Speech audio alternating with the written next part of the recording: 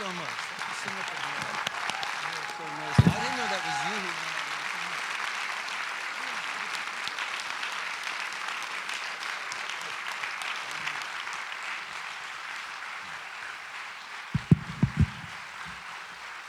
Wow. Thank you.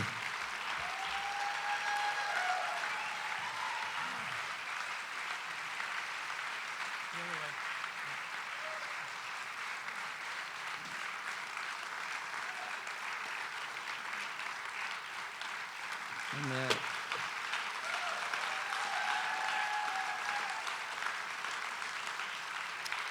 Thank you. Thank you. Thanks everyone for being here. Thank you for everybody who's spoken, and especially Bobby. Thank you for winning that lawsuit against Monsanto. That is really good news, and that is it's a great shot in the arm for everybody who's working to listen. I'm one of the most inarticulate people you'll ever meet. I would rather be singing. I really would.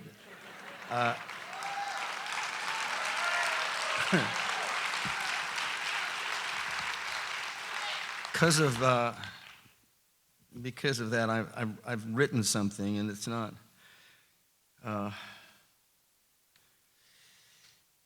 clear to me how I got, again, to get in this position. I've been having to write things recently. I wrote the foreword to a book about SEVA, the great organization that has restored eyesight to 5 million people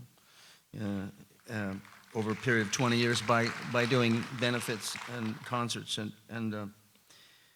But it's hard to put things. It's I write in little bits of things that I put in my phone, or I put on little pieces of paper, and when I see them all strung together, it looks that way to me. It's just like little thoughts that are sort of strung together. So I'll read this to you, and you can see what happens when you get a songwriter to make a speech.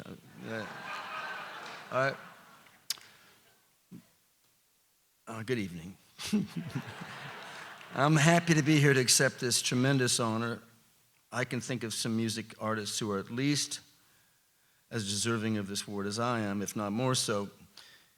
But because so many of the people who have received this award are my heroes and teachers, I couldn't have pictured myself declining out of deep admiration for what they have given to me in the world and the sincerity of promoting enduring peace in illuminating the work I accept, even though in comparison, whatever I've contributed seems to me somewhat minor.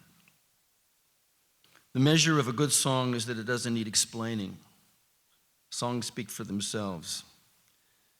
I'm not going to quote any of my own lyrics here, and I'm really happy that someone did earlier. I liked the choice. I did. I'm glad he recited the whole thing, because when I got to the end, I went,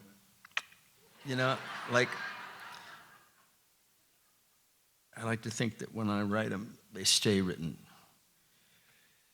But there are a lot of other people's songs I could sing to illustrate the power of music and our longing for a more just and peaceful world. It was said by a music critic once a long time ago about one of my songs that it was more of a speech than a song, and that may have been true. But in trying to frame my thoughts and accepting this award, I have had to come face to face with my woefully inadequate skills as a speechwriter. When I was about 8 years old, I met a man who became a mentor to me. His name was John Menzies. He had a baseball team and an Indian tribe, and I was in both of them. The baseball team played on Saturdays when he would sweep through Highland Park Playground and round up all the kids who were hanging around doing not much of anything and put together a game. On Sundays, this former Los Angeles Times Boys Club social worker would drive a car full of city boys to the mountains to shoot bows and hike and cook over a campfire, and each of us would get $1 from our parents, and on the ride up to the highway to the Angeles Crest Mountains, we would stop at a market and buy steak and cookies. The team was called the Thunderbirds. The tribe was just called the tribe. My family lived about a block from the public library, and John took me there and helped me find the books about Indians that were factual and which gave true accounts of Indian life and the impact the United States Western expansion had on them. I was just a kid, but it was the beginning of my political education.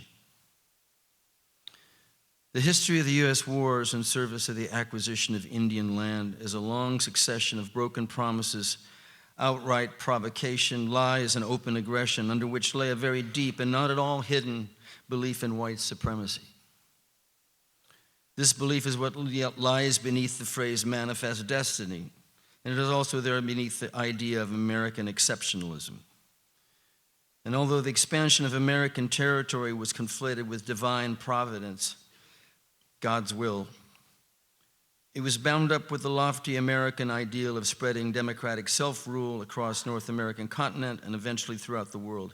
Of course, American democracy did not include women or blacks.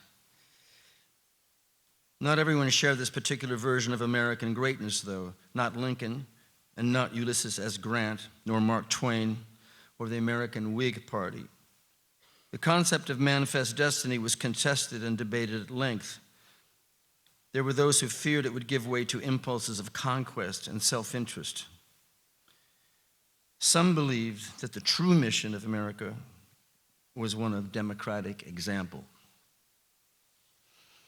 It seems to me that one fundamental flaw in our democratic system is that each time the government changes hands, the new administration may decide not to honor the policies of the preceding administration. They can choose not to enforce certain laws or strike them down altogether. Thus, all the broken treaties, then and now. There is the belief now among our allies that the United States government is an unreliable partner. Or is it we, the people, who are unreliable? Have we become morally incapacitated by our advantage, our privilege, and our comfort? Are we dazed by our entertainments? Are we distracted by our social media and our smartphones? Are we isolated from the rest of humanity by technological advances? The preference for bombing a country from 30,000 feet rather than committing ground troops and risking American lives has now given way to the use of drones, operated by a safe remove and directed by people no one ever sees. The accidental bombing of a wedding party of 50 unarmed people who are celebrating life and love is described as a mistake. A mistake made within an acceptable margin of error. To me, American greatness is something like what Ta-Nehisi Coates has written about as white goodness, as something that must not be debated or even thought twice about, something that rules out self-criticism and precludes any discussion of the consequences of our actions. The challenges we're facing today have their beginning in this flawed view of ourselves as exceptional and therefore entitled to pursue our American interests regardless of the impact on the rest of the world. But what are true American interests? With all in the world that needs fixing, I've always been drawn to those who are willing to try, those who see what must be done and search for the solutions to the problems we face. Activists who take on a particular issue and work on it tirelessly, subordinating much of their lives to organizing and reaching others with the information and the passion and the hope that is required to create change. My part in this work has been to help bring people together. Music is good for that. It can be good for raising spirits, also for raising money. I've appeared and sung my songs to save old-growth redwoods, to promote solar energy, to oppose nuclear energy, to promote human rights, to support civility in our public discourse, to save rivers, to save bridges, to save our oceans, to oppose the use of single-use plastic, to help fund community health centers, to support the arts in our public schools, to defend biodiversity, to abolish the death penalty, to support common sense gun legislation, to support women's rights, to march for peace, and to demonstrate against war.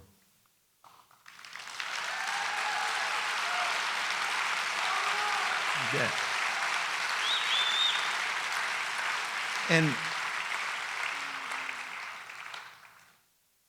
And my education has been advanced by the contact I've had with all those committed activists, all those passionate people working on those many fronts. For a long time, I only very rarely sang to help elect a politician. I preferred working for people's initiatives, believing that if politicians want our votes, they can embrace the issues that matter to us and distinguish themselves by taking a principled stand and help in the work of illuminating those issues for us. My view has been that they are more in need of woke constituencies than they are in need of money. Money to buy TV ads, to try to win over the apathetic and the indifferent. I can't even watch TV. The role money plays in our political process has grown and grown and grown over the years. I find it dispiriting to receive the emails that tell you how the Koch brothers are dumping $20 million into a particular race. And can you please send us $3? I have the sinking feeling that engaging in fundraising for politicians is to participate in the further demise of our electoral integrity. It's to accept the basic premise that whoever raises the most money will win the election. Well, I guess I'm going to have to get over that.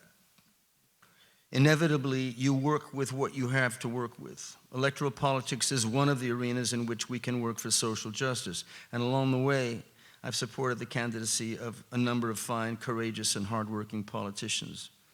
And now there are so many more women and more people of color entering the political arena and speaking to and for an ever more politically engaged and racially diverse populace.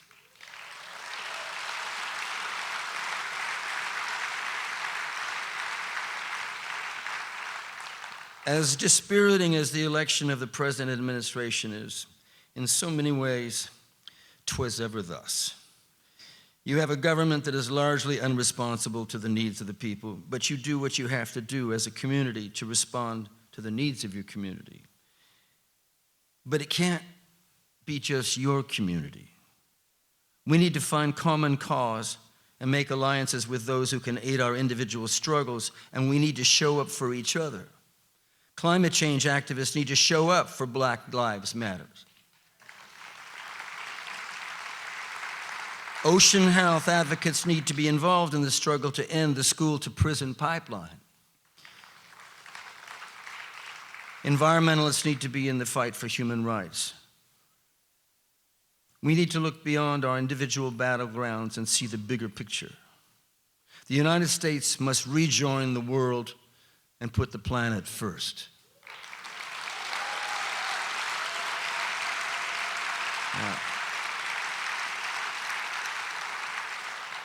Now, enduring peace. The United States hasn't been at peace for something like, well, I don't know how many years, since well before the Second World War. There are figures that show that we've been at war for 224 of our 246 years as a nation. Enduring war is more like what we have. War not as a necessary defense of our borders, but as an ongoing economic model.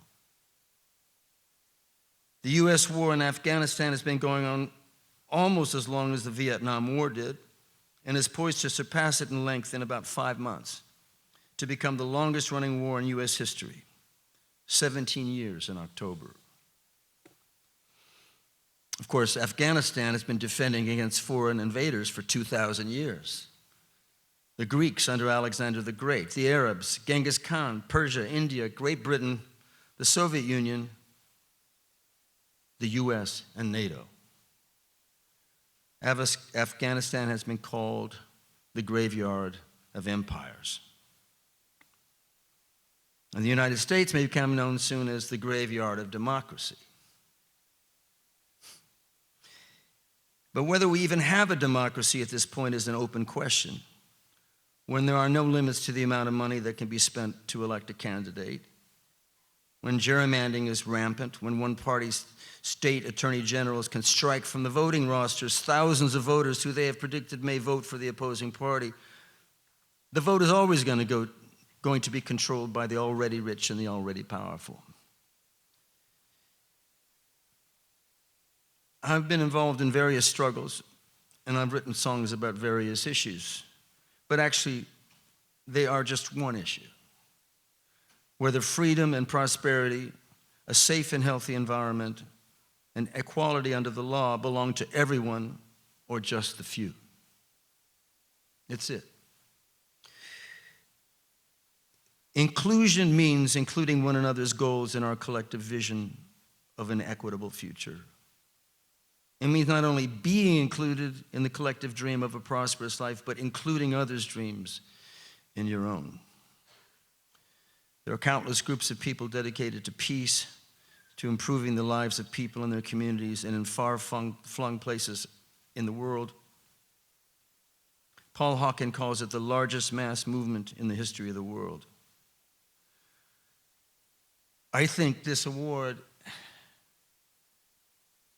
is for believing in peace in spite of its absence in so much of the world.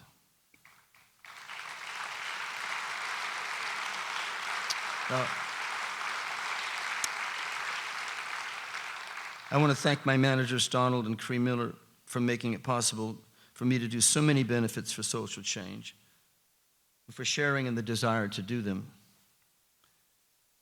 I also want to thank my family for supporting my musical life, especially my two sons, Ethan and Ryan, for contributing to my understanding of what's happening now, and particularly my longtime partner, Deanna Cohen, for giving me a lot of freedom. I want to thank Promoting Enduring Peace for bestowing this honor upon me and for promoting enduring peace. Thank you. Thank you.